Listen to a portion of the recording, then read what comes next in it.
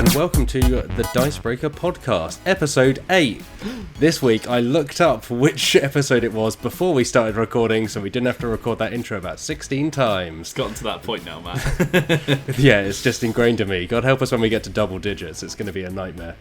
I am Matt Jarvis, I'm the editor-in-chief of Dicebreaker, and this week I am joined by 3 of the team. We will start with Alex Lolies, because you're top left of my screen. How are you doing today, Lolies? It's me. I feel like we need to get this out of the way because, you know, episode 8, somebody's surely going to go, number 8, number 8, number 8. What is this? That's my version of a burp. I can't burp. Oh no. I know exactly what she's referencing. I know exactly what she's referencing. I thought you were doing like a Revolution number 9 thing, but it's a Simpsons reference. Yeah, very specific Simpsons episode reference. I like that. Not only were you the only one thinking it, but you sort of platformed it as if it had to be done. I think the viewers and the listeners will know exactly what was going on. Okay. Yeah. Send us your answers for which Simpsons episode Lolies is referencing this week. Yeah. Let's introduce everyone before we immediately fly off the rails. Next, we've got Michael Wheel and Wheels. How are you doing, Wheels? Michael Wheel and Wheels, how you doing, Wheels? Here from the Dicebreaker video team. How's it going? I'm good. Fine. Yeah, all right, thanks.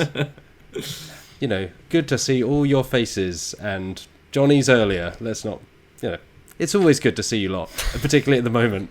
And finally, we have Alex Meehan. Hi. How are you? I'm alright. Okay, good. Should we talk about board games? Yeah, go on then. Or something other than this one specific Simpsons reference?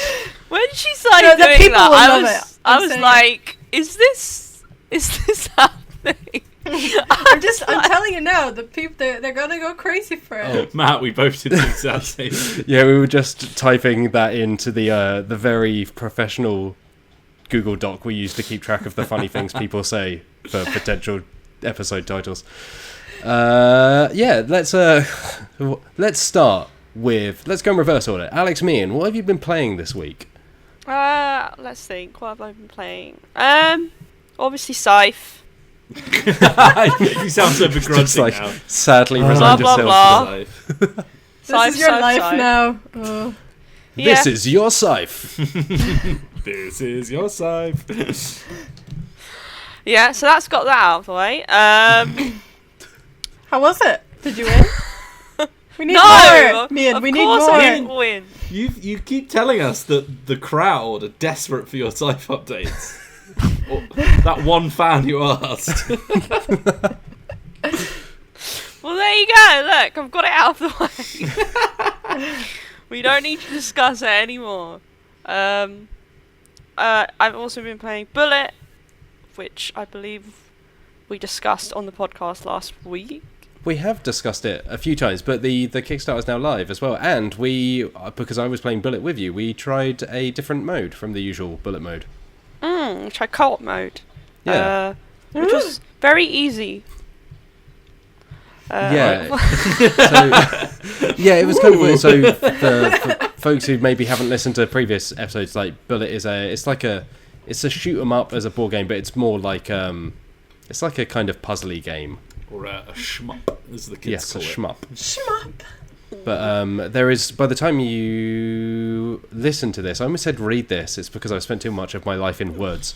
By the time you listen to this, there'll be a Let's Play up on youtube.com/Dicebreaker with Alex Meehan and Johnny playing Bullet. Yeah. But the co-op mode is alright.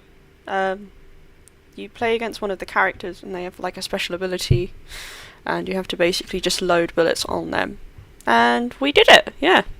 Yeah, we did it very handily, as you say. Like, it was kind of like one of those things of like, oh, I wonder how hard this is going to be. And it was like, oh, yep, I guess we did that. Oh.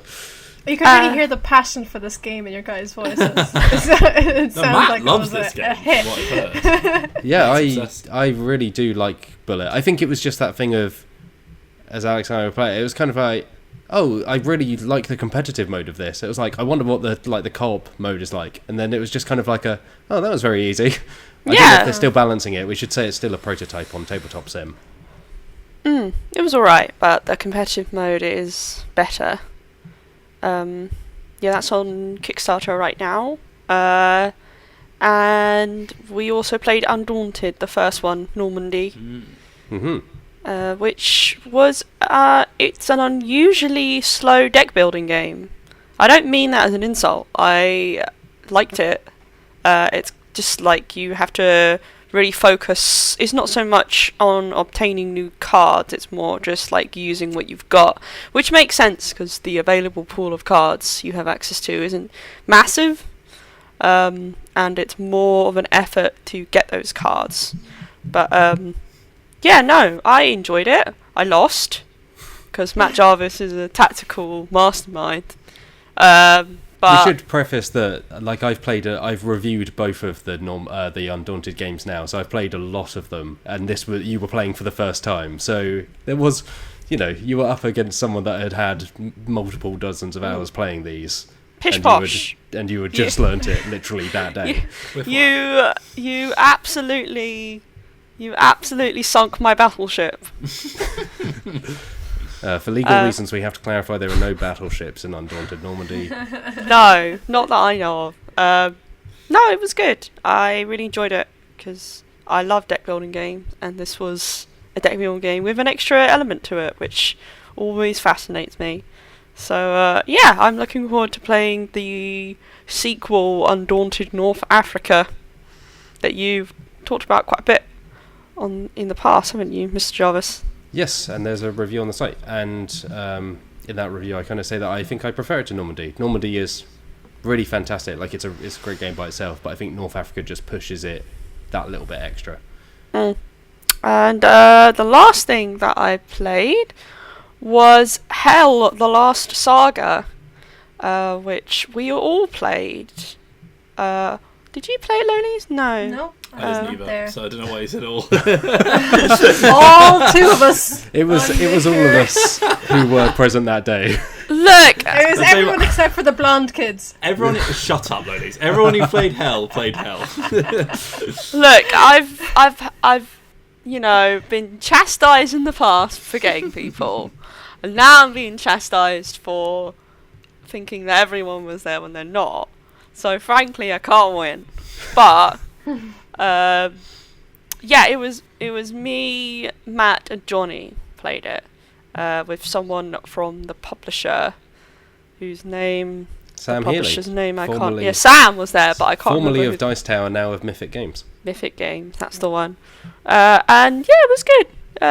I'm not a huge fan of just straight up miniatures, move the miniatures to their attack something game, but the story elements were fun, and I like the setting, and the art was cool, and we managed to get through the whole scenario. Apparently, well, at least then we were the best team to do it, so Cool. yeah, there you go. But yeah, it was good. And it's spelled Hell, Hel, right? Yeah. Just like my character's name in The Breakfast Club. Yeah. Well, Yeah, I that's it. think Issue she'd a fit in lawsuit. there. Yeah.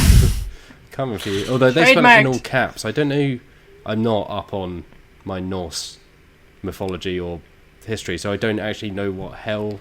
If it's a specific thing. Yeah, Let's go over to Wheels, the expert. Hi, it's Wheels here in the the cold chopper. wastes of the north of Scandinavia, and I'm here to talk to Hell. She's the Norse god of death.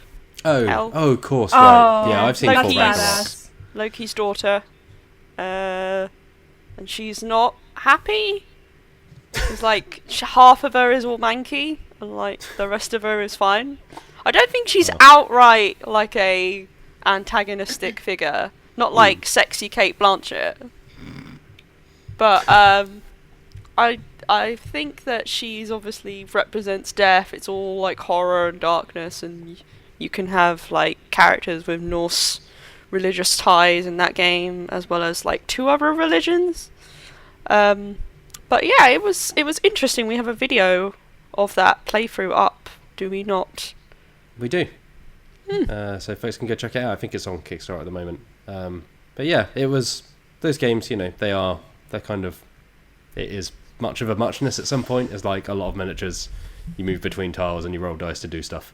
But hey, it seemed alright. Yeah. Wheels, what Hello. have you been playing, friend? Very little. I've mainly been playing Subnautica because I got back into that. But I have. Wait, what? What have you been playing? It's a video game. Don't worry. That's why. Video game. I know. I brushed over it. What do you think this is? The sorry. Eurogamer podcast. Please. Get out of here. Don't make a pariah of me, I beg you. I have been running a new Blaze in the Dark campaign though, which is very cool. So I've been like rereading all of the book of that and just remembering how cool Dust Bowl is. But also just I was reading up on the sort of Forged in the Dark stuff because I didn't realise that and this is where Band of Blades, I think it's called, which we did a review of. Johnny did a review of on the YouTube channel. But yeah, the core mechanics of Blades of the Dark are open source, or rather they're Creative Commons. So you can call a game Forged in the Dark and just completely create your own setting and like mechanics on top of it and do stuff with that, which is pretty cool. So I've been reading up on that, which is pretty interesting. But apart from that, not a whole lot of gaming, unfortunately. Nice. I've had a week off, so I've just been sitting around in my pants playing video games. All right, let's go. All right, Lolies, Traitor. what have you been playing? I have been playing 2 games. Two? A lot. 2 games. And they're both roll and writes. One of them is Quinto, which is probably my favourite roll and write. And I'm running out of... Encore. No. It's not the 2 that you keep bringing on plane journeys. No, Quinto, I'm actually running out of sheets. So I am trying not to play it so much because, like, you can print them out, but I don't have a printer, and obviously we're not going to the office, so I have no access to a printer. So I'm like, if I run out of sheets, I can't play it anymore. That is a weird thing, though. Like, I keep seeing, like, print and play your own games. It's like, I don't own a printer. Yeah. Does anyone own a printer? It's very painful right now. I even so I'm moving house in a week's time, and I even messaged the girl because I'm gonna have a roommate in the new place, and I was like, do you have a printer by any chance? And she was like, no. I was like, you're a teacher, surely you have a printer. I suppose she would use the printer. No, I'm sorry, we can't live together anymore. I'm out. No, and the other one, yeah, the other roll and write is Yahtzee, the classic roll and write game, which I've been playing a lot. I've got plenty of sheets of that, so and even if you run out of sheets, you can just make those quite easily. So yeah, just a lot of roll and writes. I love dice. I love writing. This is times. like a really bizarre QVC advert. I love dice. I love writing. You'll love roll and writes. Max Headroom. Yeah. It's been because I'm packing. I've packed away pretty much like all of my board games, and it's just been games that I can like play over 15 minutes, like while we're sat outside or something. Just nice and easy. Keeping it chill. Fair enough. I think I'm surprised more roll and writes don't just come with a laminated, 5 laminated sheets rather than a stack of 100. Yeah. Yeah. I guess it's margins at the end of the day, isn't it? Because they're quite cheap then as well, and that's because they are made of paper. Yeah, I think the new Railroad Inc. at the moment is on Kickstarter, but that was a game that I really liked, and that comes with little foldable sheets that fold up, so they're like tiny little whiteboards that you draw your train tracks on. It's a really good game, and it's worth saying I've been playing a few roll and writes as well, but I think Corinth, which is a game I really like, that's a print and play. That's a good one. One of the things that you can do with the PDFs is if you use the drawing tool, you can just draw on the sheets. Oh, of course, yeah. On your computer. It's a little bit fiddly because you're trying to draw with a mouse. It's kind of like or you can type. It's kind of like doing a digital character sheet, isn't it? It's like yeah. That's cool. It was we were playing Deadlands. It was actually we were playing Deadlands for the site the other day, and I needed to take fatigue. and I immediately forgot how to do that in a PDF. And so first of all I highlighted the number, then thought I'm not going to be able to see there. So then I tried to click on the button that I thought was draw with a pen, but it was in fact sign my name. Yeah. So then I had to try. You just sign your name over all of the bits. Yeah, it was like, you know, like in Nando's or like reward cards where they stamp it or sign it off, and it's like, oh right, I've gained a reward point in Deadlands. Oh, I only got a 2, guys. Wow, that's pretty low. Aren't you rolling like D12s? Yeah, but I've got 3 Matt Jarvises at the moment, so I'm kind of screwed. 1 Matt Jarvises is more than enough. I think most of what I've been playing has been covered by you all. I've played a bit of Bullet, which I still really like. I really, really like that game. I played a bit of Undaunted. I've played a bit of Hell. I've played more Crokinole. Hey! The Crokinole noise. Cute air horns, yeah. Because my wife is a teacher, so she's actually filming videos for the kids at school, and one of the videos we filmed was on Crokinole. Aww. So hopefully spreading the good word of Crokinole and getting more folks into it. Also, it was an excuse to play Crokinole, because it's maybe the greatest game ever made. So then their parents can fork out like 200 quid at Christmas. Yeah. There's going to be a class of 30 children all asking for Crokinole. Yeah, you know what? That is the future I want. Imagine it. You know what? No more maths, no more English, no more history, no more science, just Crokinole. That's all they're going to be learning now. Crokinole. You've got your basic edition from the scoring at the end. It's got educational purposes. And you could take up woodworking. That's what we need. This is how to encourage kids to get into practical skills such as woodworking. What did they call it in school? Resistant materials or something like that? Oh, like graphic design, product design. I think resistant materials is like a science, isn't it? It's all. No, I think resistant materials was working with wood and plastic and stuff. Or at least that's what it was in my school. My school was in special measures, so let's not take mine as a...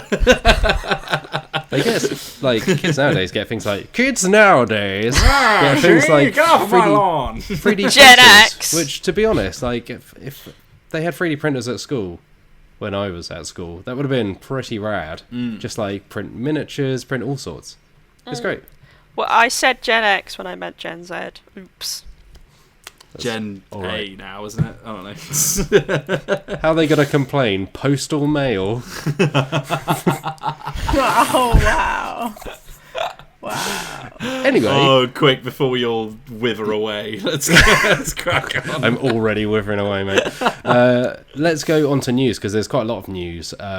Particularly, there's two very big bits of news that are related, and then another big bit of news. The two big bits of news that are related are Essen, Spiel is cancelled, and Gen Con is cancelled. So arguably the two biggest board game tabletop gaming conventions in the world will not take place this year due to COVID-19 and the health concerns obviously around that and around large gatherings. So Essen takes place in October in Germany, is very much the kind of epicenter of a lot of board game releases. There's thousands that come out there every year, and Gen Con over in the US, which was started, they said in their announcement, it's the first time since it was founded in 1968 by Gary Gygax of Dungeons & Dragons fame, that it hasn't taken place. So in 52 years, or 51 years, it's the first time it's been cancelled. Which is obviously, everything at the moment, hope everyone's staying safe and really feel for those affected by this. It's not an easy time for those working in events or depending on events, as a lot of kind of smaller creators do, to kind of get the word out there about what they're making and to show off what they've got. Hope everyone is, doing as best they can in this situation. On the slightly bright side, so as is the norm at the moment, in place of both Essen and Gen Con are two digital events, Spiel.digital, which hilariously, when they announced it, they said, go to our website, Spiel.digital, and then it was a GoDaddy holding page for the domain name Spiel.digital, which they then had to reply to a load of people going, do you even own this website? And they said, yes, we do own it, we just haven't done anything with it yet. It's like, okay. We were joking about buying the domain. Just it's bizarre. And then Gen Con Online, which is a much more kind of straightforward title. So they join. So Gen Con, they both will take place during the original dates of Essen and Gen Con respectively. So I believe the end of October for Spiel Digital and the end of July, beginning of August for Gen Con Online. They join Virtually Expo, which is the UK Games Expo digital event, and Origins Online, which is the Origins Game Fair digital event. Oh god. And like there's Come On Virtual Expo and Renegade Virtual Con, and there are a lot of events now taking place in the tabletop world, but they're all online, and they all have slightly different kind of offerings of, hey, come play games on Tabletopia or Tabletop Sim or what have you. So, folks are making do in the current situation. But in terms of, well, at least until kind of September time, the summer particularly, all the notable kind of big tabletop events are now gone, which is a very strange situation to be in, although no stranger than the rest of everything at the moment. This year is cancelled. Oh, God. Jeez. Well, It is though. Officially, I think all the events that I was gonna go to or thinking about going to are just not happening. So this year just doesn't even exist anymore, does it? Well, that's why we're here to really to bring the feel-good spirit. to pick up people's spirits and remind them that, things are hard right now, but as long as we have each other, then that's all that matters. Let's hang out, guys. Let's all everybody. go pick some all of you fruit. at home. Yeah. In brighter news, Brighton the news. Spiel des Jahres nominations for this year have been announced. So Spiel des Jahres, Yeah. we'll get onto your hot writer. takes in a second, Lolies. But for those who aren't necessarily familiar with the Spiel des Jahres, it's kind of probably the most notable, prestigious board game award around. It's been going since 1978, something like that. And most of the biggest games that have come out, so Catan, Carcassonne, Ticket to Ride, have picked it up in years previous, and it's generally considered to be it generally focuses on family kind of games. So there is also the Kennerspiel des Jahres, which is kind of like the connoisseurs or expert game, which is slightly heavier, and then there's the Kinderspiel, which is the children's game of the year. So between the three of them, they kind of pick out the best kids game, or supposedly the best kids game, the best family kind of board game, and the best expert board game. But they sometimes they have interesting picks, as our Spiel des Jahres correspondent Alex Lolies will now. Alex Lolies is in Well- the hot take chopper right now.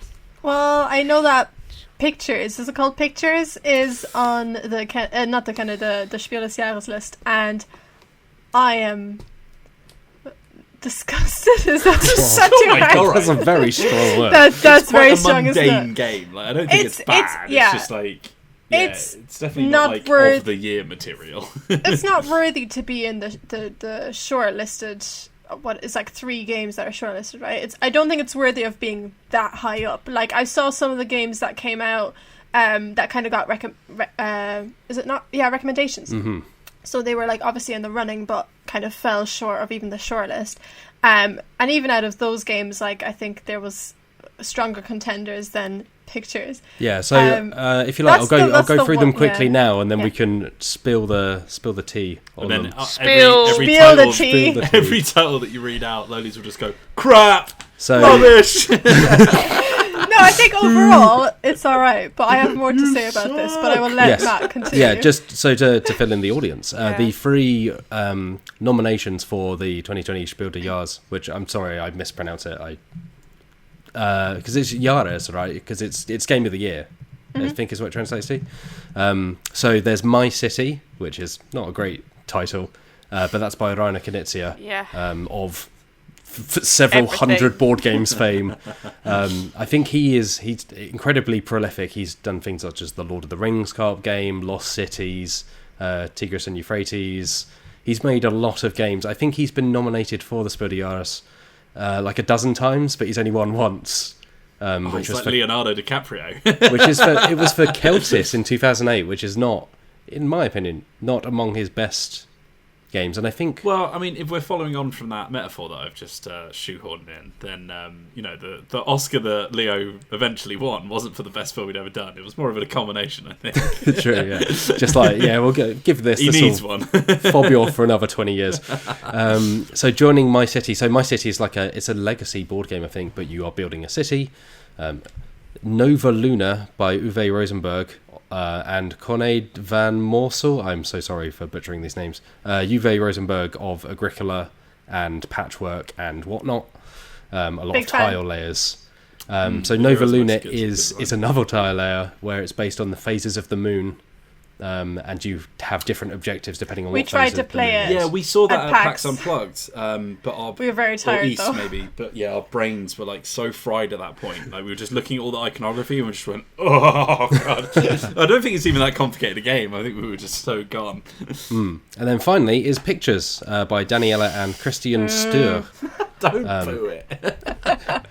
I was watching and you wanted me to. So those are the three front runners. So those are the three from which the eventual winner will be picked in July. And then the Spiel des Jahres also recommends games, what they call recommend. So it's kind of like your I was going to say participation prize. That's a bit harsh. It came out, Consolation prize. but it's basically they're not in the running for the main prize, but they've been recognised as being pretty good. So they recommended Colour Brain, Draftosaurus, The Fox in the Forest, Kitchen Rush, Little Town, and Spicy. Some of those came out a few years ago, but the Spiel des Jahres, being a German prize, bases its categories on when they came out in German language. So right, Lolies, unleash. Right. So I mean, out of those three shortlisted titles, I have only played Pictures, which, as you know, not a fan. Nova Luna, I don't know enough about to say anything concrete about it, but I do love Uwe Rosenberg's games in general. I love Patchwork. I love Cottage Garden. Is that? Yes.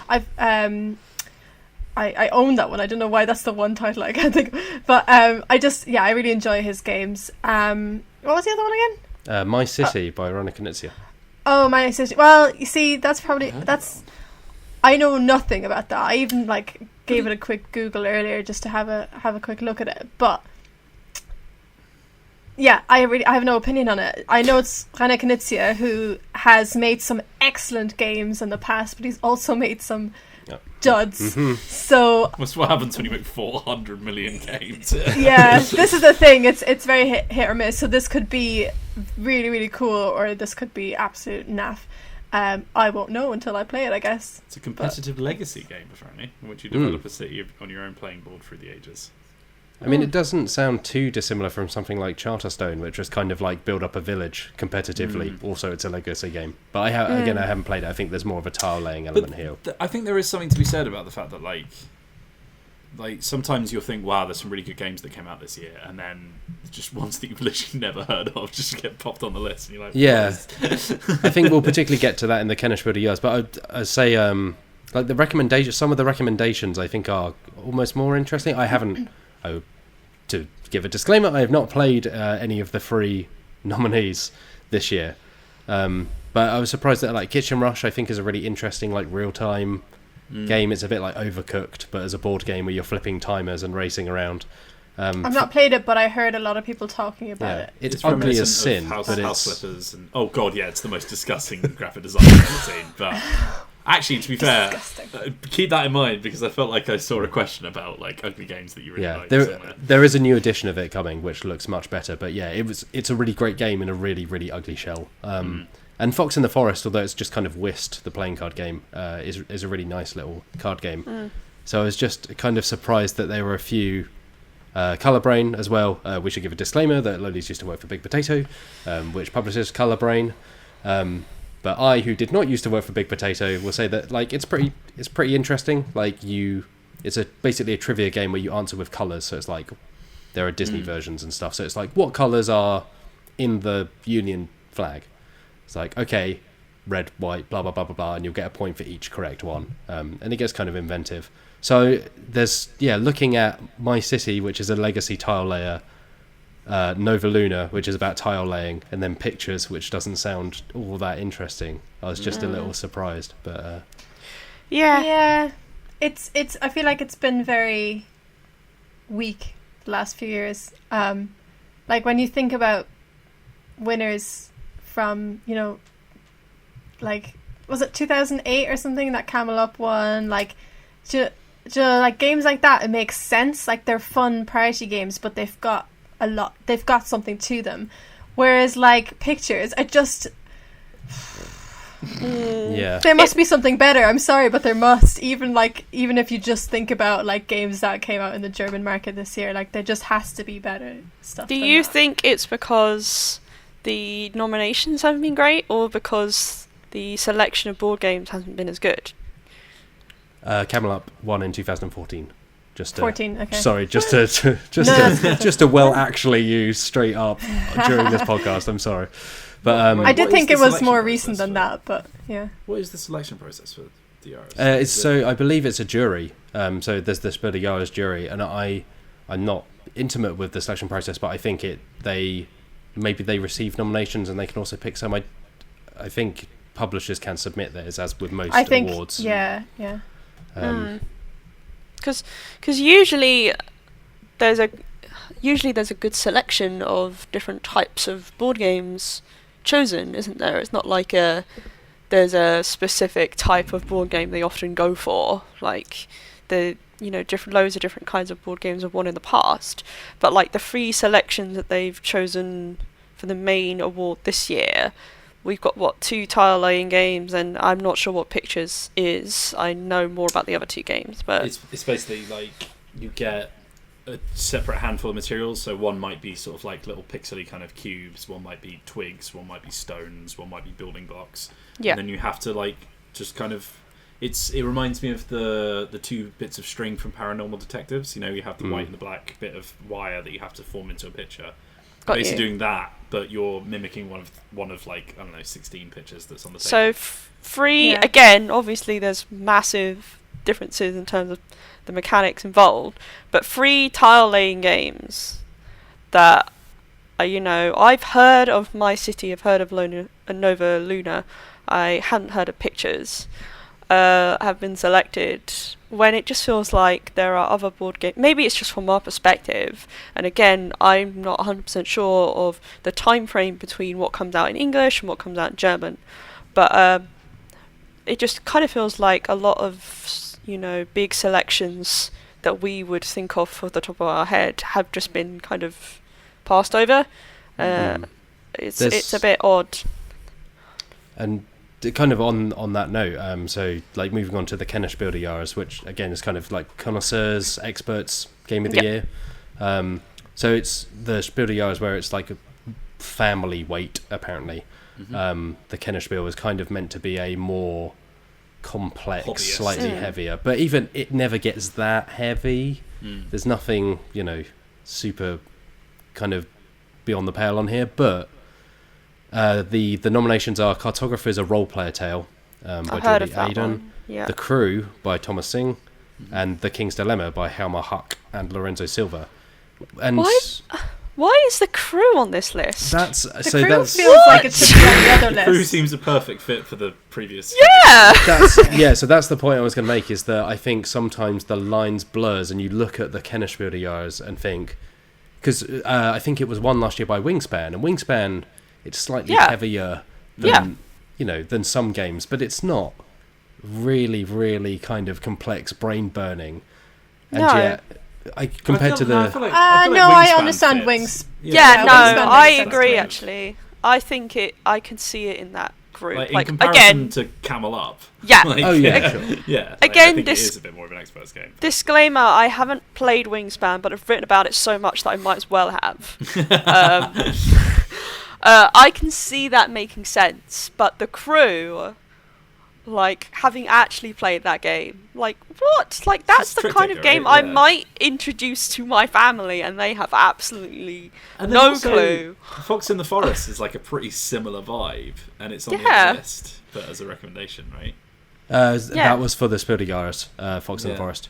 So the recommendations for Kennerspiel were Paladins of the West Kingdom, which again, Yeah. like I guess maybe it's just like a subjective thing, but it's not a super complex game by any means. I can see that though. No, I can see that fitting. Res I think Arcana.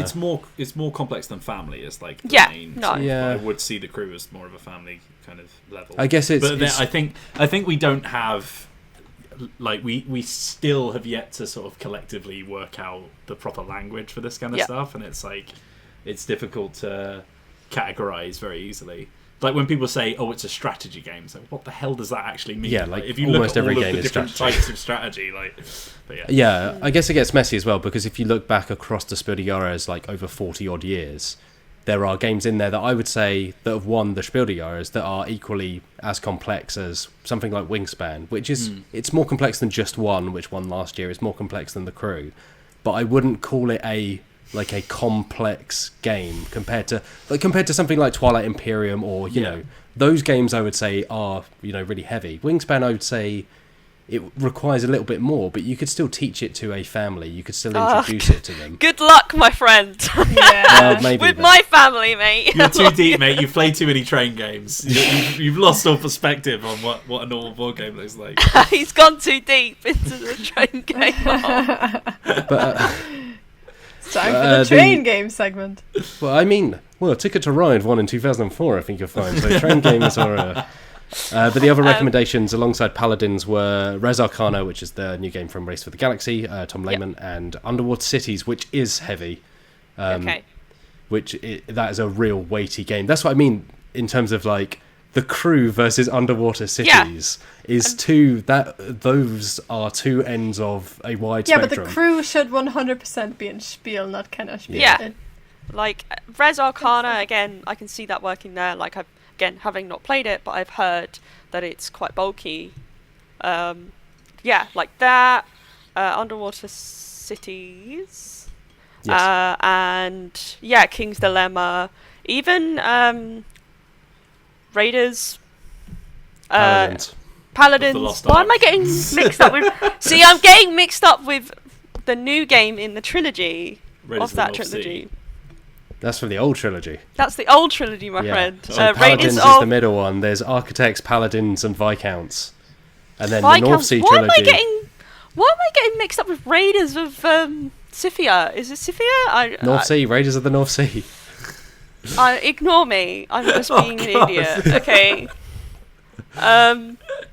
No. Paladins of the West Kingdom. This is what happens. This right? is the problem when when you release like 8 games with the same naming convention. this is what happens when you have to write news about board games, because your brain essentially just becomes like a library of board game titles. And Formed information. yeah, I'm trying to sift through it. And anyway, enough about that. That's a very strange choice. Tell us about the kids games. Yeah, we'll kind of whiz through these. So the kids games do tend to veer towards the very light. Last year's winner was, what's it called? Another name. Vikings? Vikings. Va- It's the Valley barrel of the game Vikings. Valley of the Vikings. Yay! Oh, Thank it's you. a Love great that game. game. Yeah, Yes, I love was going to that. say you've played It's it. Hammer, mate. It's probably going to be good. Most I of the love time it's that. good. Yeah. So this year's nominations for Kinderspiel des Jahres were Hedgehog Roll, Photo Fish, and its title is in German, so I'm so sorry. Wir sind die Roboter. Wir sind die Roboter. Thank you, which means we are the robots. Roboter. Yeah.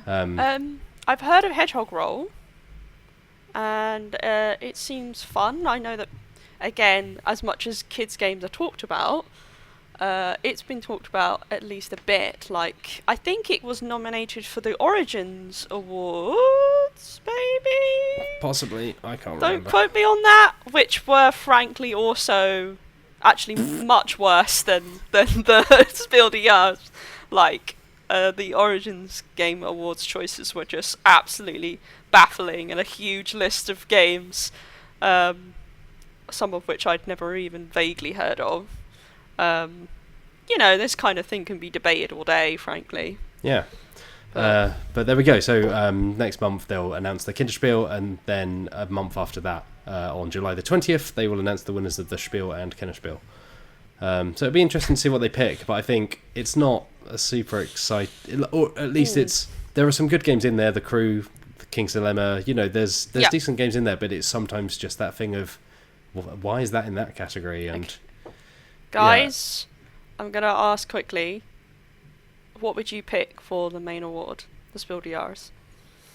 Oh, you can't just drop that. Oh God! I've got an answer for the Kenner Spiel. Spiel. For the Kenner Spiel. The main award, not the Tapestry. expert. Shut up, Lily. I think it's twice about to say that now. I think with Spiel Jahres, not even from my own opinion of it, but I thought Wavelength would have been higher up there as something that's really set the world alight kind of thing. Where... Coming off of Just One last year, it's very much in the same. Yeah, but Just One. Oh. I saw you waiting to. I was like, oh, someone's put a quid in Lolies, and someone the Just One got mentioned. Just One, it's fine. Yeah, but it's fine. It's not a winner. Yeah, you're saying you would not have a bang on that, mate? I would play it, but I wouldn't give it an award. There's just Letter Jam. Would Letter Jam not have? Letter Jam's pretty good. Yeah, I feel like Letter really Jam's cool. even better. Again, Letter Jam is not I'm not all that about Letter Jam, but I think Letter Jam is better than Just One. It's at least more. It feels like it's pushing. It does something slightly more original. Just One is fine, but you say, it's just basic. kind of It's It's very basic. It's one of those. B games. It's just one of those. I knew she was going to say that. I could see it. What would you pick, Lolies? What would you have a bang on? Unless somebody else, I need to think about actual games that came out in the last year that I really like. I think we're all on the same note here. We need to start the Have a Bang on That awards. Yeah, that would be the Dicebreaker award. And then the jingle is just cool. Have a bang on that. Get Sean Bean to host it. What about you, Matt Jarvis? What would you pick? I haven't played the 3 nominees, so I can't really pick between them because I can't give a full kind of opinion. I think, I don't know, Kitchen Rush of that list is more exciting to me. I'm saying screw the list. What would you pick? I would guess that I think Undaunted is kind of an overlooked one actually, because I think it might be too heavy for the Spiel Jahres. That might be more of a Kennerspiel, but I think again it's a deck builder, which is kind of been and done. Dominion won 2012. 2012. Yeah, around but then. Dominion. But as in, it does something new with the deck building thing. I think it blends it together really well. Undaunted feels fresh, even though it's kind of using familiar parts. So I'd much rather see something like that nominated. I don't know if it's out in German, so it might not even be eligible. That's the tricky thing, but... You leave Dominion alone, Lolies. As an old man, it's taught us a lot. This is now the Alex Takes a Dump on Board Games podcast. Apparently so. Just hostile, ruthless negativity from your end. It's a classic. It's because all we're talking about are... It's like I've passed you the baton. Mediocre games today. I would pick Detective Club. There you go. It's my favourite game of last year. I love that game so much. The more I think about it, the more I like it. It's just they take Dixit, they look at Mysterium and go, that was really good. And they go, let's do Mysterium, but better. Yeah, I said it. I think Detective Club is better than Mysterium. Oh, you're saying that you wouldn't rather play that weird other one that they made, Mysterium? I can't even remember the name of it. Obscurio. Obscurio. That was awful. Yeah, that's not great. No, I'm dumping on that. That was awful. Yeah. Actually, thinking of it, if we're saying I think the Crew is a really good shout for Spiel really Jahres. good. Yeah, Crew's a really good Spiel Jahres contender, I reckon. Or it should have been, rather. Yeah. Should have been. Because I think actually the Crew as Spiel Jahres and King's Dilemma as Kenner Spiel Jahres would suit me fine. That would be something I'd look at and go, yeah, I can see that. Yes, me too. I was thinking the same thing. Also, shout out to Point Salad. Oh, Point Salad, but that's a couple of years old, I think. I see you, Point Salad, you cheeky little thing sat there. I don't care how old it is. It's 2017 or something. Banging salad and then they're ills. I'm thinking about some of my favorite games I've been playing in the last year, but they're all either older or haven't come out yet. So I really enjoyed Magnate the First City, which is I think coming out Is that coming out this year or next year? I don't even know. Really enjoyed Don't know. that. It was though. kickstarted, right? So it might be slightly up in the air at the moment, anyway. Yeah. Then like I'm very excited for Frosthaven, but that's like next year. But I would say Gloomhaven, but that's like years old. It won already, Like all my right? faves. Didn't Gloomhaven win the Spiel? I It hope would have so. won the I Kenner Spiel, I think. I can't Yeah, remember I'm if it fairly did sure win. it did. I think it maybe got overlooked. I'm interested to look up the Kenner Spiel. Like, how do I spell this? I know. I think maybe it won in Kenne or. Oh, is it that simple? This Okay. is thrilling podcast for I'm Sure. sorry, Yes. people look Very things much. up on the internet. This is what our podcast is supposed to be about, me and. just looking stuff up. I don't think Gloomhaven won. Oh, It did that's not. Well, So I would surprising. hope that Frosthaven would be up for nomination. the year I it haven't came played out- it yet. Lolies, you'll be glad to know that 2018 was Quacks of Quedlinburg. I know that. yeah. Well, this is the Exit, thing. It's Isle like of Sky, Broom Service Istanbul, Seven Wonders as a Kenner Spiel. well, that's the thing, right? It's like Oh, that feels light enough to be a Spiel des Jahres. And No, I think that makes sense in Kenner. That's But- not a Kenner Spiel game for me. That's Yeah, it definitely is. This that's is the just ultimate hot straight up. debate, Yeah. guys. Like, This is what the It's- people tune in for every week. It's definitely the kind of game when people don't like. I think of it this way: Spiel des Jahres are games that like gateway games, family gateway games that you would like teach to people who don't really play board games. Kenner Spiel are games that like people who play board games. That's for them. I would still teach think That's- Seven that's how it Wonders works in my head. to- I think an absolute Seven- beginner could play Seven Wonders. Seven Wonders, pick a I card, have you put it taught lots of times, having been a games guru, and I would not say that would be the best option for people who Speaking don't as a usually mother, play. Speaking as my somebody goodness. who has professional experience in this area.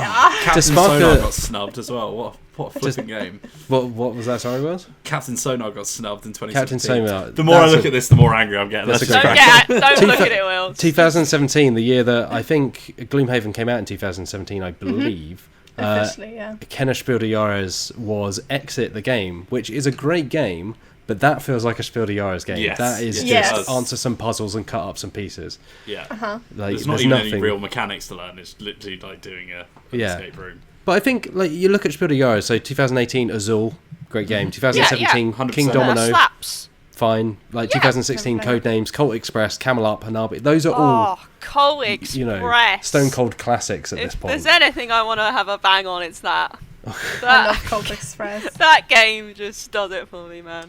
Exit also won over not only Captain Sonar, but also Great Western Trail, The Grizzled, Terraforming Mars, Raiders of the North Sea. Oh, Yeah, Like, see, yeah. those are Kennerspiel games. Yeah. Like, you look at Terraforming Mars on the one hand, like a that's heavy, a chunk. That's yeah, a like a chonker real boy. heavy yeah. kind of game, and then you look at Exit the Game, which you can play in an hour and just open it and go. It's no You more know complicated what? than an escape room. It's yeah. I think the new like how you judge a Killer Spiel game is, can you kill someone by dropping it on them? in which case, If Gloomhaven no- wins every year. yeah. If you can't, then That it way they'll doesn't just make count. heavier and heavier games.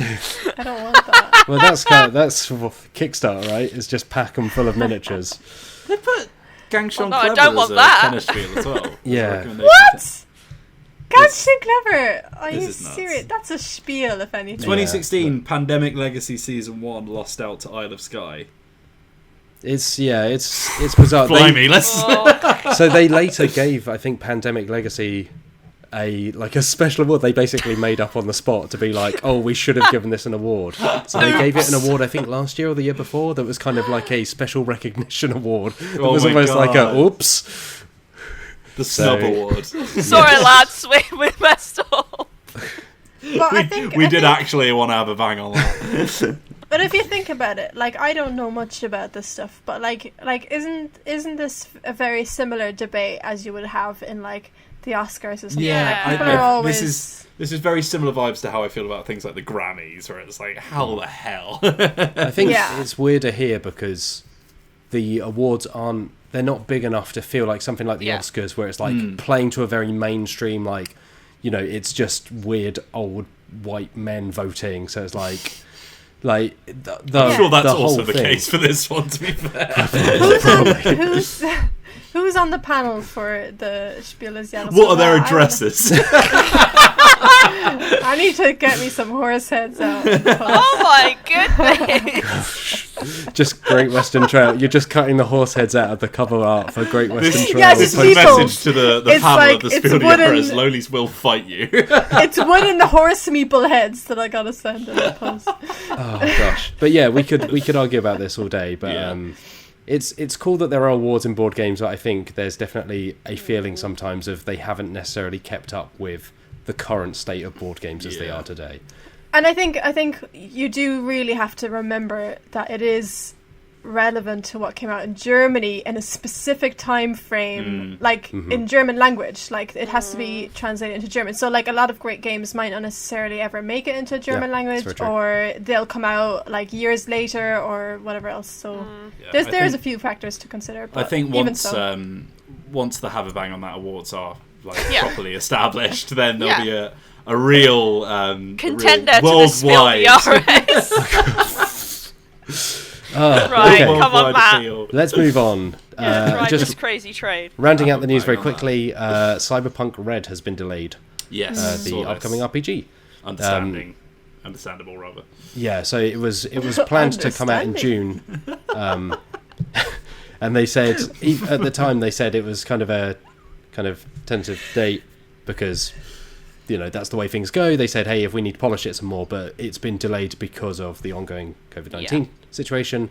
So Art Alsorian Games, who are the publisher behind Cyberpunk Red, have said they're aiming for the end of summer, but basically they don't know.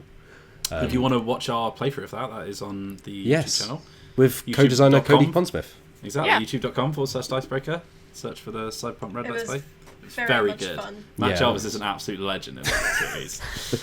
Yeah. Not that he always is, but Yeah! I think that was my first RPG I played with Matt Jarvis. It was the first RPG I played for the channel. You never forget Yes, that. and You never forget it the was- first RPG you played with Matt Jarvis.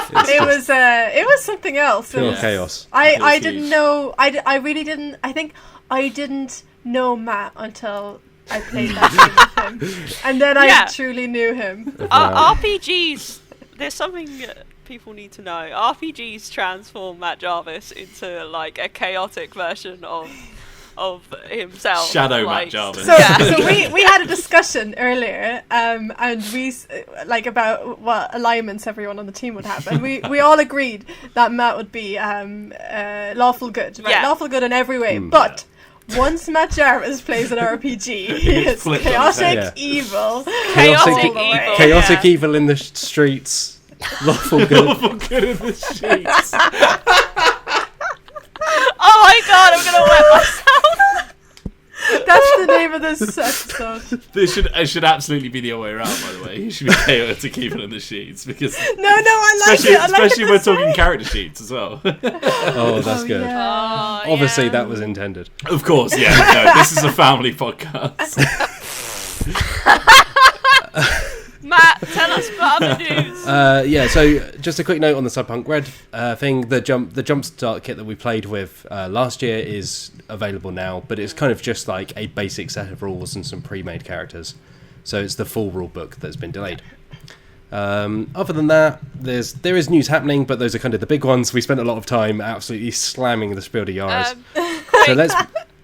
Very quick mention. Mhm. I'm still in hell. Monopoly hell. There's more Monopoly. There is in fact more Godzilla Monopoly. Monopoly. No, I what? swear, I thought it was Godzilla every Jenga. week. Yeah, that as well. Godzilla Jenga What? is what I saw. Why is Godzilla so big all of a sudden? But Well, he's always been really big, mate. Me and Matt were like, it was like a photo finish if you could tell that stupid joke first. This is right. I have to say, look, okay, Baby Yoda Monopoly, whatever, right? Garbage Pail Kids Monopoly, whatever. Okay, fair enough. But like, Is Garbage Pail Kids fair enough? That was not that was not the feeling last week on this I mean, podcast. I've had time to ruminate and I just don't care enough. But, like, Godzilla Monopoly, Godzilla destroys property. Why is he now playing the property market? This is completely because- against his character. I don't think makes it's so- implied that Meehan. he's buying all the properties. No, I'm looking it for does. a really big It house. makes so much sense. sense. It makes so much sense because he's going to go around buying all the properties and he's going to destroy all his competitors. Oh, I'm looking for a seaside property. How is the view? The only thing that's winning me over about it is that Mothra's in it, and that's literally it. But then I would just buy a Mothra statue or token. Oh god, I really want one of those. God. That's it. My rant is over. There you go. I have a quick thing to add to the Okay. Monopoly thing, Oh, right? good. Because you mentioned Monopoly Baby Yoda edition. And that made me think. Tim the Goblin Monopoly. How cute would that be? I'm not selling my son into cheap knockoffs. Okay. That is the ultimate sellout. Having a Monopoly branded after you. Hey, let's not speak too soon. Yeah. This may come back to haunt us one day. I'm not we have no selling plans for him any away. Dicebreaker monopolies. Matt, I should clarify that I'm jumping on always any been a sellout fan of opportunity. Monopoly. No, I've always been a fan of selling out. We're all sellouts here. The first thing that asked me to get rid of my integrity, I'm jumping on it. How do you think you got this job? Oh my god! We are in Just so want to clarify. Legally, I have to point out. Okay, releases, getting us back on track. What's that? I've been released from the company. Releases are happening again. Board game releases. Yeah, we got. I looked at my email and saw the Asmodee thing, and I was like, oh my god. Yeah, and then you saw the actual stuff, and it was like, oh. Oh. There's some interesting stuff. So, Forgotten Waters, which we mentioned last week, the pirate board game from the makers of Dead of Winter, that's out now. Cosmic Encounter Duel, the two-player version of the classic. Give us a copy. Yeah, it's sold out immediately. So good luck finding it, but it is technically out. And Pandemic Hot Zone North America, which is the quick version of it, is apparently out this week or very soon. According to, so we are going by Asmodee UK, which is the UK distributor for a load of board games. The majority. So yeah, there is on the Pandemic note, there is a print and play version of Pandemic Hot Zone North America, which you can now go find. We've got a story on the site, and it appears to be the entire game. You have to provide your own cubes and tokens and pawns, but it's otherwise that whole game. Ladies and gentlemen, this game is Pandemic's BYOC. Bring your own cubes. Yeah, but it's interesting to see things picking up after obviously several weeks of releases being delayed by an amount of time, if not indefinitely, due to the ongoing pandemic. Not the board game pandemic, the actual pandemic. So yeah, it seems that things are picking back up again. I think Fancy Flight over in the US is now doing releases again. So it appears there will be things creeping out here and there. Although obviously, support your friendly local game shops, but there may be several that are still not open for health reasons. So it's worth bearing in mind. Let's do some questions before we close this out. So let's read. I've been so distracted by you lot. Have we got the ugly board games that you actually like? Question? Yeah, let's do that one. We referenced that earlier. Yes. Right. Yeah, that would make sense to do now. I can't find the original thing. Oh, here we go. I'll read it. So it's from @KyleTheBR, and it says, "Is there a game you've avoided purely on its box and artwork that you've since come back to and found it to be amazing?" But also, let's go the other way and say, what's a really ugly board game that is otherwise, that you've just never played? I think we can flip it as well. promising. What's a really pretty board game that just has nothing to it? I will not start. We mentioned Kitchen Rush earlier. Kitchen Rush is a really cool game, but it is really just not nice to look at. The boards are just a bit horrible. It's got the combined thing of the artwork is not nice and the component quality is not great. So it's not nice to touch or look at, which in a game where you're constantly flipping kitchen timers and shifting bits around is not pleasant. I'm trying to think of there are quite a few games that just have kind of unpleasant artwork. I was really taken by Obscurio. I really liked the artwork on Obscurio. It's very pretty. I think it's very pretty. And then we played it, and I was like, "This is dull as dishwater. I don't get it." Mysterium is the same thing, where it's got that beautiful art style, but at least that but one's it's actually good. It's fun to play. Yeah, holds up. It holds up. This is the key difference, Wills. Lolies would have a bang on that. This is the key difference here. I tried having a bang on Obscurio, and I was disappointed. It wasn't completely good. bangless, bereft of bang. Oh god. I know a game. I don't know if I've mentioned this before, but Can't Stop is an older game, and because of that, it looks so bad. It just looks very like 90s. But it's so good. I love it. Yeah, it's good. Since you taught us Lolies, I have taught several people since, because it's just very good fun. Yeah, it is a really good game. Yeah, it's hard to get a hold of. Actually, I'm very annoyed. I bought a copy of it from my old company, and I wish I just kept it because I can't get it now. I'd say I have 3 answers to this, although technically I'm cheating because I have played all 3 of them. Because I'm often someone who's very driven by. I like a cover of a board game could really entice me, especially back in the early days when I was young and ignorant. I would just look at a board game and be like, "Oh yeah, that's really good." So Spartacus, Blood and Treachery, I think it's called. The art style for that is horrible, because it's basically just pictures from the series. To say, any game that just uses photographs from a film or a they're TV really show. bad. They're really bad photographs. Like one of the houses you can play as, the guy in it, no offense to him, but the picture of that guy is just really awful, and they all look like they're dead inside, and it's just I don't care about any of these people. But the game itself is really clever, and that's why I'm kind of glad that the new edition is coming out, because they've done the artwork from scratch, and now they're just you know what, we're actually going to make this look half decent. And the artwork is nice, so I'm really looking forward to that. Also, now you can actually get a hold of it, because it's been out of print for years. Also, along those lines, Firefly the game. I like... Not Firefly. Battlestar Galactica. I thought that might be the case. Sorry, Battlestar Galactica the game. Again, I like Battlestar Galactica. The few episodes I've seen of it. But again, just cookie cutter from the show, and even then the images aren't very good. Edward James almost looks like he's made out of clay in his picture. Really off-putting. And also Shadowhunters, which is a game I've talked about before. That game, I love it so much. But the art style is really generic. It's anime, manga style. And the women in it are oh dear. The art for them is just not good. But the game itself is just excellent. It's such a shame. One I would argue that looks really good and isn't good is Subterra. Oh, I don't like that game. It's not good. It's really disappointing. Yeah, and it seemed promising, right? Because it's it's like Pandemic meets The Descent.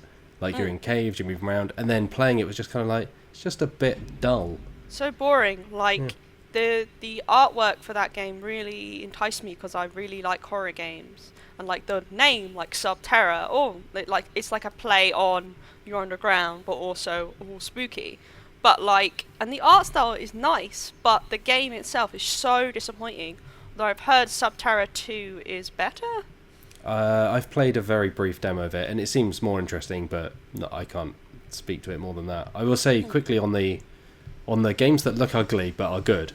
I love Container, and Container is a double whammy of it's. Matt, there's going to be a lot of games in your repertoire that are very boring, ugly-looking games that you think are really good. You know it, bud.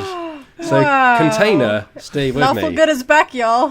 Container is a game about shipping containers. Ooh, baby, hold me back. Here it sits. He wants to have a bang on it so bad. And it's relatively it's not, well, it is pretty ugly. The boards are ugly, and then there's the box weighs a ton because it's full of resin ships and resin shipping containers that you put on them. But the actual game it's brilliant. It's really ingeniously designed where you are trading. Stay with me. You are trading shipping containers with the other players around the table. So you're producing them and selling them. But the thing is that the entire economy is driven by the players. So if you play it badly, you can end up genuinely just screwed into a corner. And unless someone helps you out, that's it. There's no way to get money from the bank because there is no bank. There's just the money that floats around the table. But it's designed in a way where you have to keep trading with each other because you can't just profit off the containers you create. Which I'm doing a bad job of explaining it, and it sounds very boring. But honestly, when you're in the flow of it, because everyone is trading with each other, it's one of those things where there's so much interaction, and you're like, look, you should trade with me because I need it and you need it. But then if you just misjudge where you've set the price of your containers or how many you've made, you can just end up basically tanking yourself.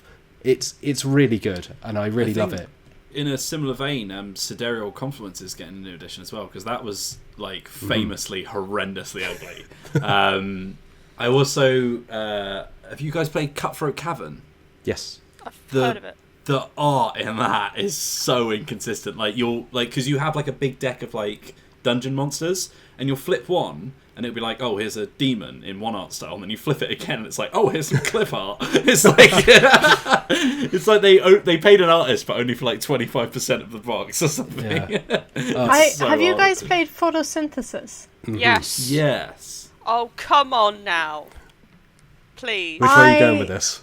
Please, Logan. Well, it's obviously very beautiful. Okay. Oh no, man! But I didn't enjoy the game. So much so that I bought it at I think UK Games Expo 2 years ago, when it was on everyone's Instagram accounts. It just looks so beautiful.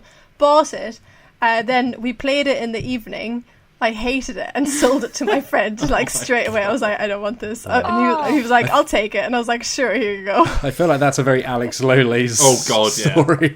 I hate this so much, I'm going to get it the day that I bought it to someone else. Did you sell it for a couple of beans? I'm going to leave. No, I got the price that I paid for it. Thank you very much. I'm going to leave my child at the orphanage.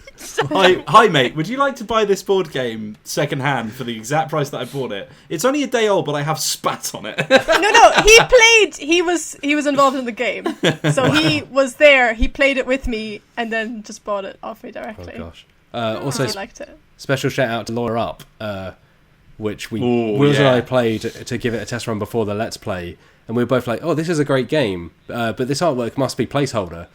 So we checked with the publisher, and they were no, that's the final art. I like the artwork. It's the artwork the I don't know what the board game equivalent of this, but the UI, the design elements, the little file tabs and all that kind of stuff is really nice. But the actual bits of key art on each card, the actual painted pictures of people, it looks like placeholder art. It's very hastily done, I would say. Yeah.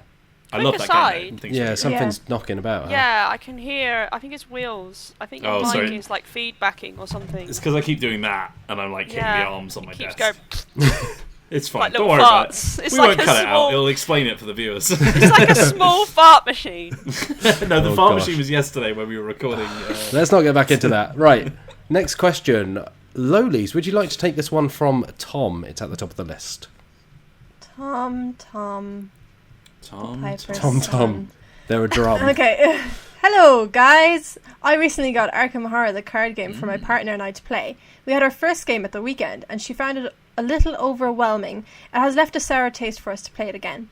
We're both pretty inexperienced at these kind of games, and so I think I jumped us in at the deep end somewhat, even though I had done my research about how to play, etc. My question is, have you got any recommendations for similar yet simpler games that may act as a gateway for games like AH? Really enjoying the podcast. Cheers, Tom. Harry Potter, Hogwarts battle. Harry Potter, Hogwarts battle. No. There you go. The end. Move on. Yeah. I've not played Arkham Horror, so unfortunately I have no input to this. I think so basically the way that Arkham Horror works is that you have a little sort of module adventure that you play through, and you can play them like a legacy thing where like your consequences of the first one will affect the second one and so on. But you basically like your character as a deck, and then you basically like get to is a deck. Yeah. you get to build and customize over missions and upgrade cards and stuff like that. It's very similar to the Marvel Champions game that me and Johnny did a playthrough on the channel. Yeah. I think, to be fair, Marvel Champions might be a good... Like, if you It's literally hard. want the same game but less complicated, I that's think- probably a good start. yeah. Really hard, Wills. That game will. That game's not hard. We won. Oh, really? I think Fine. in terms of rules, yeah, it cuts out the locations from Arkham Horror, which is Yes. the bit that is slightly more complex. It's just pure combat, basically. But that I would say, if you want something encouraging, Marvel Champions is really good. Don't get me wrong. Like, I really like that game, but from the experiences that both Matt and I have had with the game, it's really quite hard not to You play. guys are scrubs, but I guess. to There's win. video evidence of me and Johnny winning, so... As you might have heard earlier when I was singing, Hogwarts Battle. Oh, I must have missed that bit. Yeah. It's not the most like thrilling game. Don't get me wrong, but like if you want to, I'm not going to assume what level you are, like viewer or listener. I had something in my eye, but thank you for calling it out. I was just subtly moving out of the way so the viewers did not have to see me pulling over my eyelids. But yeah, I had thought something you were irritate hiding. my eye. Sorry. Yeah, addressing Tom, the writer of this question. I don't know what level of like experience you are, like, but like if you were to ask me, okay, where do you want to start? Like right at the beginning, I would say like Dominion, like Harry Potter Hogwarts Battle. Start with like a basic deck builder, because that's essentially what Arkham Horror is in a sense. I know you don't like earn new cards except for when you're like leveling up and things, but you're still using cards in a similar manner. And then once you've got those mechanics down of using cards, especially in like a co-op game like Harry Potter Hogwarts Battle, maybe try like Marvel Legendary as well. Like they have mechanics that are like connected. Then like Arkham Horror, you already have that down in terms of like using cards and gaining new cards along the way. Then you can like tackle like the specific elements of that game, as in like the locations and the enemy effects and things like that. Like that's what I would recommend anyway. Yeah, I suppose it comes down to what they're after, because if like the living card games like Marvel and Arkham Horror, part of that is building your deck before each game. And I think deck builders are a perfect example of like, you don't have to worry about doing it beforehand, but you get a sense of like, oh, I'm customizing my deck, I'm taking cards out to kind of make it more efficient. Yeah. Without the stress of having to be like, oh, I have to do this and then actually play it all. So I think that's a good shout. Maybe playing something like Keyforge and getting into that, like you have a deck that is already made and works for you, and then just getting to grips with like how to combo certain cards together to, you know, like effectively take things on, like little mini challenges. That might be a good little starting ground as well. Yeah, I think Keyforge is definitely, and you can get like the starter packs for like a decent. They're not like hugely expensive. Plus, it's really good. And it's really good. Yeah. Okay, let's go for after the Spiel des Jahres talk. Let's go for this one. Wheels. Hello. Yeah, Wheels. Would you like to read this one from Brian McNiff? Okay, Brian McNiff. Where is that? It's Scroll. free up from scroll, Kyle. Scroll. Ah, you have highlighted it. That would help. Okay, Brian McNiff asks, is there a game where you think the board game community got it wrong? Either one most dislike that you think is great, or one everyone loves that you just don't understand why. Tapestry. Ticket to Ride. No. No. I will don't. mute you. I don't like Ticket to Ride, but I understand why other people like it. Yeah. So it's not quite. Cool, let's move on. Yeah, we've diffused that particular bomb. I mean, there's an element of like the Spiel des Jahres here, right? Because those are really well-selling games, and we've kind of been through all of that. I think I am on record as saying that I like Spheal, although I know that it has its issues. I don't think it's like a fantastic game, but I think there's really something in there that just, for me personally, really got me. Where it's like, I'm really excited to play this game, and I played it a lot. But I know that there are issues with it. I think in terms of games people love that I don't like, oh gosh. Uh-oh. Just thinking of this is just like, tell us your hottest takes. This is the Yeah, come Alex on, we wanna Lolies hear it. question. Yeah, I'm trying to think. There's definitely something, but my mind's just gone blank. This It's not that I don't like it, but like my sort of favourite little subsection of board games are the big box Matago trilogy, which has Cyclades, Kemet, and Inish, and it seems to be like the wide opinion that Inish is like the perfect one out of all three. And I don't agree with that at all. I think that would be my third favourite of the three. Excuse me, I was- Inish is about the Celtic history, Yeah, and but it's great. it's not ancient Egypt or ancient Greece, is it, ladies? Let's be honest. But no, it's not the theme. Like, I do think that I think I like Inish, and I don't want to sound like I'm ragging on it, but I don't think it's anywhere near as good as Cyclades or Kemet. I think Kemet is way more wacky and a bit unbalanced, but it's also like really cool. And Cyclades, I just think is like it's just one of the best war games out there at the moment. I think it's brilliant. Coo. Well, on that note, Coo. actually, Coo. Coo. I just thought you said Yeah. cool. No, Coo. Do you not like Coo? Is very pretty. I'll play it if that's the only thing people will play, but I don't think it's as great as everyone keeps banging on about it. I just it's fine. It'll do. That's the kind of game it'll do. It'll do. But It'll do, pig. It'll do. it's just not. It's just like, oh, I have a card. I'm lying about it. It's like bullshit. Can I say that? That's the name of the game. Oh. Bullcrap. That's the name of the game.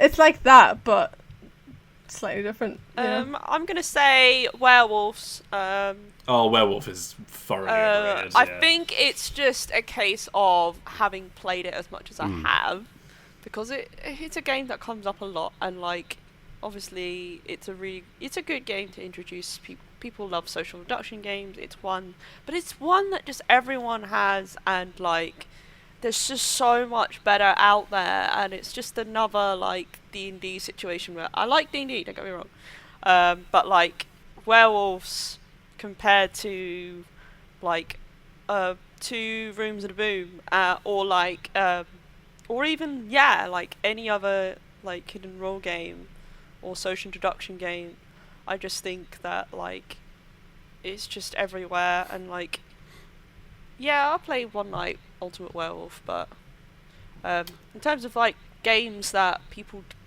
have like ragged off and I really like, Betrayal at House on the Hill probably. Like people constantly just dump on it, and because I'm it's on the other unbalanced I'm on the other and side of that. whatever. Yeah, I know you are. No, I think loads of people love it, and I don't really get why. I think it's pretty bland. I guess it depends yeah, on same. what like community you're talking to, though. Because like I'd say, on a mainstream level, using that word, like it is well liked. But like when you talk to certain people in the community, Reddit. Don't ever talk to Reddit. That's It's the not worth solution, it. is pay no attention to internet. Despite Exactly. the fact that we're on it. Yeah, pay attention to us. But as in like no. things like Reddit, Board Game Geek, the kind of like those communities are very like people who Balance. perceive It's them all about like balance it's kind of to elitist, them. right? Like there is a vein of elitism that runs through board gaming, I think, and I think Betrayal is kind of a victim of that. Like again, it's not. I don't think anyone's trying to pretend it's like the most tightly designed thing in the world. Oh, it's terribly designed in that regard. Like the balancing issues in that game are severe, and like depending on what scenario you get, it could be really great or really awful.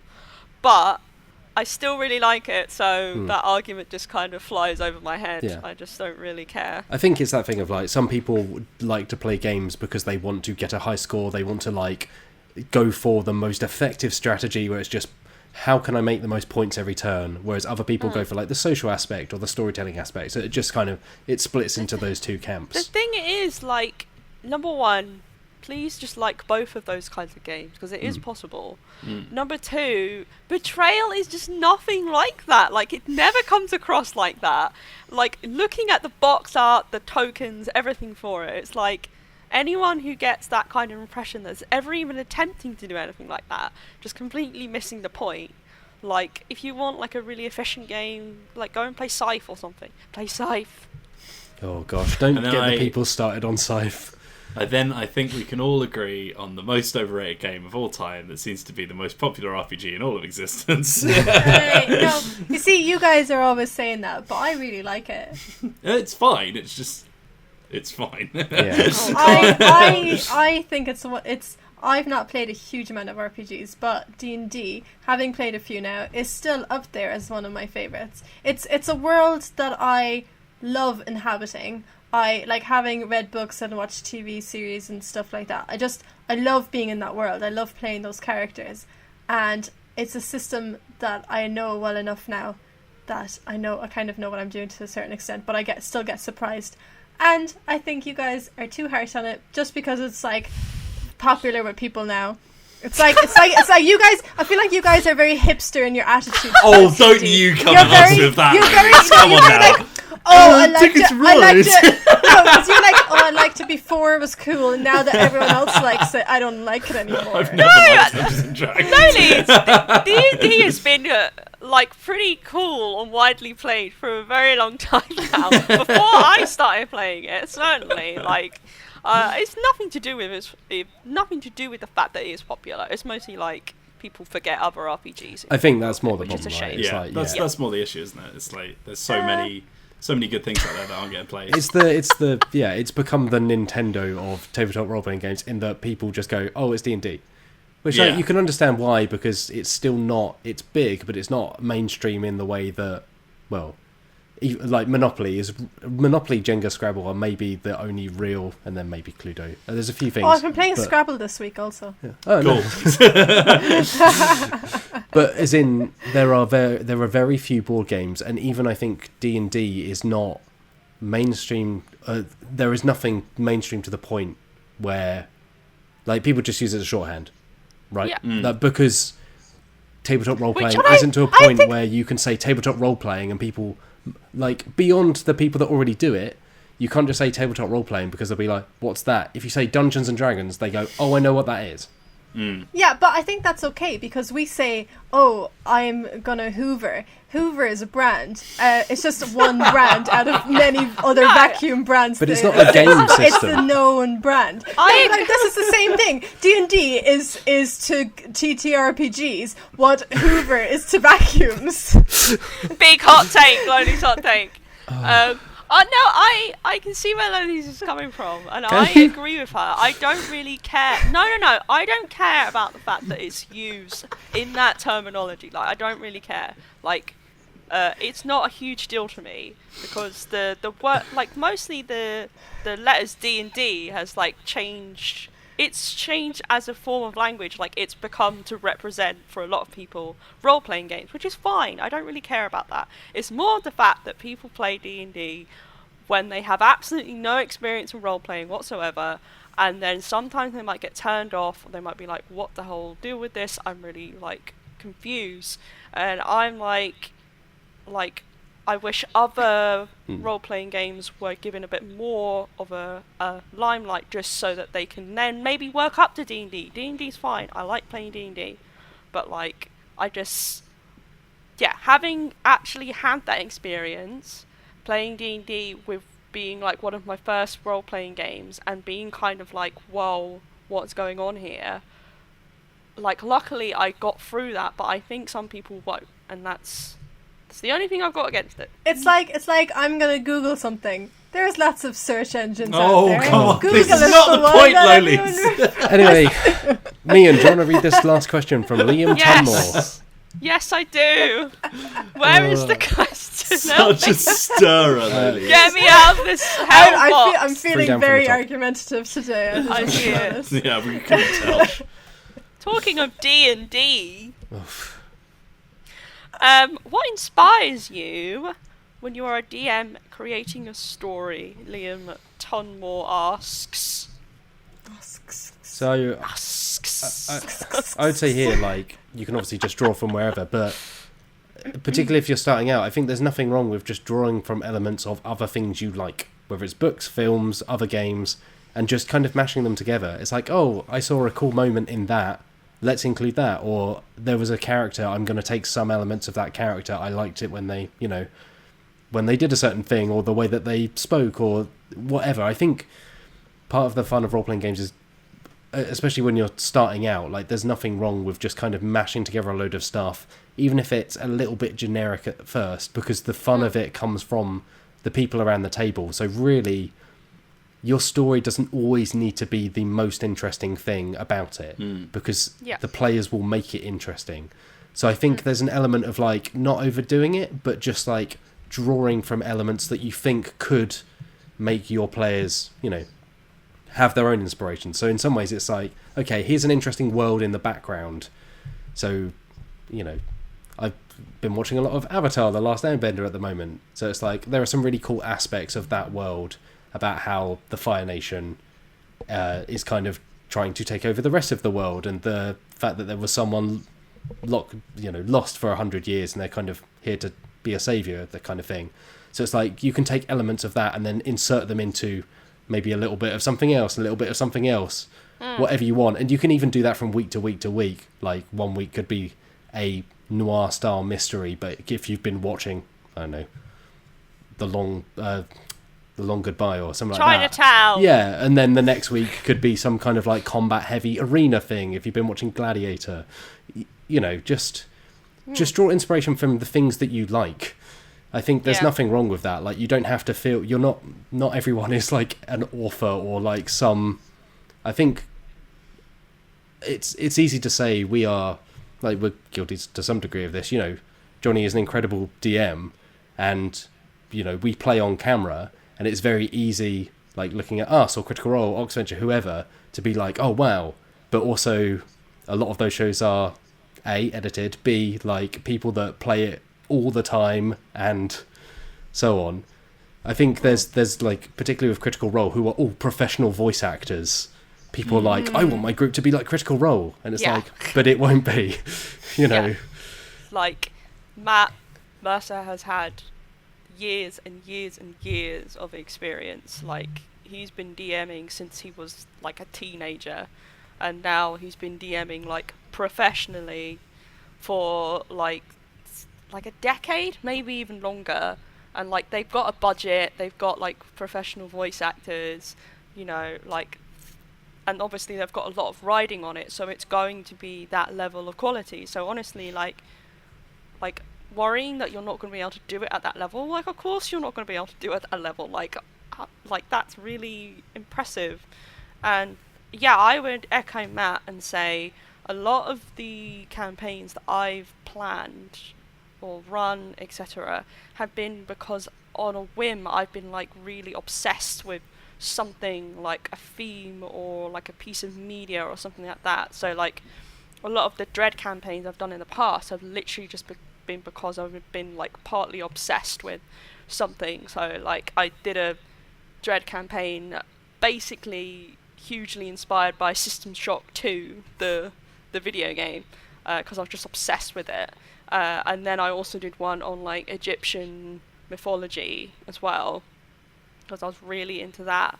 But like, yeah, if you're reading a book at the moment, if you're like watching a television show and it's really getting you into even just like the period or like the setting or like even just an element of the history of the world, like, just use that and make a mishmash.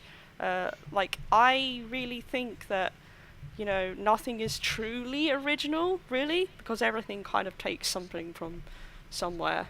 So don't feel like you need to invent please don't invent an entirely new world from straight off and then try and do a campaign in that, because it's like a really intensive thing to do. Those things will happen through play as well. Like, you'll discover things about the world that you've made that you didn't realise when you were setting out. Like, I think there's been plenty of times where I've had I don't know, like, because you know, like the Oxventure and the Breakquest Club is all set in, I think it's called Geth, which is like Johnny's sort of like made up universe, and like he didn't sit down at the start of all of those sessions and go, okay, here's the entire world that I've made, now let's inhabit it. You know, it evolved over time and got in jokes and all that kind of stuff, and that will happen with your games as well, because like you will find, especially if you're sort of going off the beaten track and not playing like modules and all that kind of stuff, you will find that your players will naturally lean towards things that they're interested in as well as you.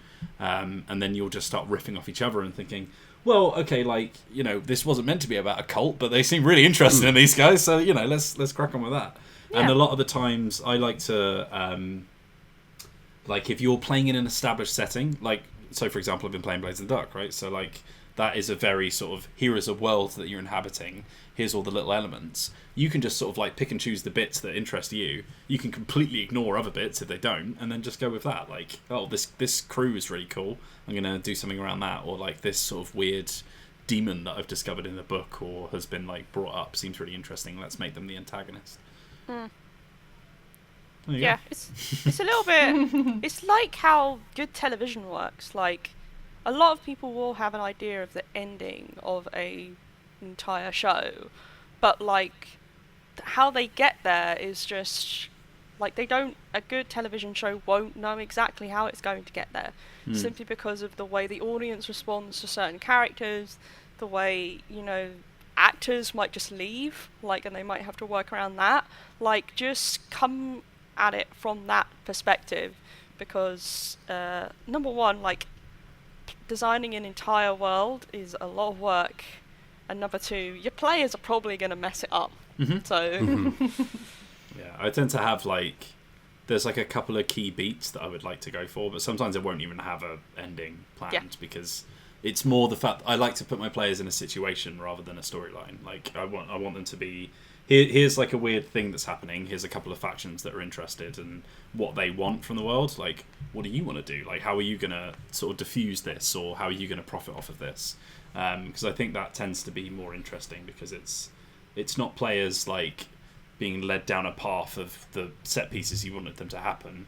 It's players making their own path, because they're like, well, I mean, it's cool that you, like, you know, thought about this stuff, but we don't care about it, so we're just going to shove it to the side and completely ignore it, because we like this one bartender who's got a weird eye. Cool. All right, I think that's all we have time for this week, but video team, what's coming up on youtube.com/Dicebreaker in the next week or so? Ladies? I have no idea. Oh, good. Well, I was going to say that we just, literally yesterday from the day that we're recording this, we filmed the next 3 episodes of Weird West, Deadlands, which is very good. So that's going to finish off that little arc before we go back into Dungeon Breaker. We've also got... next episode's on Saturday, right? Yes, every Saturday. Every Saturday, 3 p.m. BST. See you there. If you've just watched this, then it will be Friday. So yesterday we would have streamed us playing mini golf in Tabletop Simulator, which is going to be very good.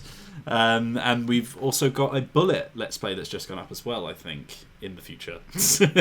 Yes. So, yeah, I think... And then, so Dungeon Breaker will return in a few weeks' time. Dungeon Breaker will return. But there's time to catch up with the first arc before you a soul come still come into season 2. And on the website side, we have we've got a number of things up. We actually have, speaking about kind of DMing and letting the players take their own route, we have an opinion piece, which is really interesting actually, about how railroading, which is kind of when the GM gives the players a little bit more kind of pointed direction. Often it's like a negative thing of forcing them into a story, but how you can use it sparingly to kind of make the experience better if you have new players, or to kind of keep a consistent plot going. And then in the near future, if not up already, we should have a feature on Blood Bowl and the community of Blood Bowl, the miniatures game. We have a review coming up of the Age of Sigmar RPG, Soulbound. That's Warhammer Age of Sigmar. Yeah. Which I think is the first tabletop RPG based on Age of Sigmar, rather than old. Yeah, so they have 40k stuff and they have the old Warhammer world, Fantasy. but this is the first Sigmar one. And then at some point in the future, we should have a feature with Mark Rosewater of Magic the Gathering. But I don't know when that will be up yet, because it's still in the works at the moment.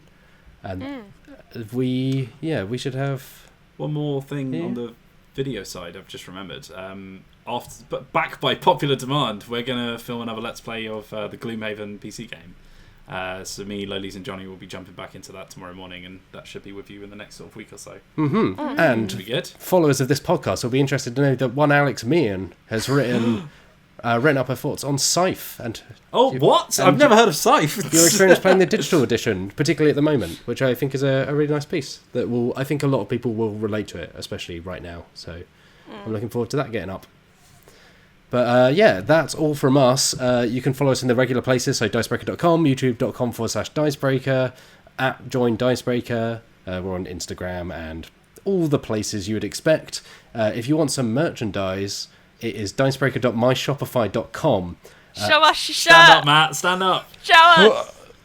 Oh god, I hope there's no it's very warm in here.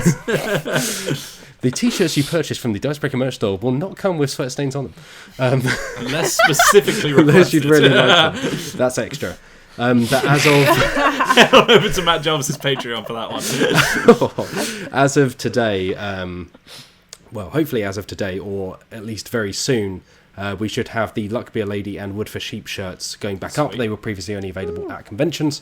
There's the Be Nice Roll Dice shirt, which I am wearing if you're watching the video, and the Big Deck Energy shirts, which are brand new. We will have US shipping. That is opening up now, so folks can get them hopefully wherever you may be. And then we have some more designs coming up in the near future. So keep your eyes peeled. Keep your eyes peeled. Keep your eyes fixed on here. Keep your eyes peeled on the store. But yes, we've got some cool stuff coming up. But we will return, and the Dicebreaker podcast will return next Friday. So until then, thank you, Alex Lolies. Thanks for having me. Thank you, Wheels. And thank you, Alex Meehan. I'm emotionally swinging around. Oh, gosh. And I've been Matt Jarvis. Until we return, have a lovely day. Bye.